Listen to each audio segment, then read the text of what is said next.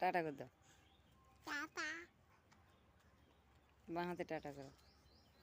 হাম্পি দাও বেটা, বাঁ হাতে হাম্পি দাও।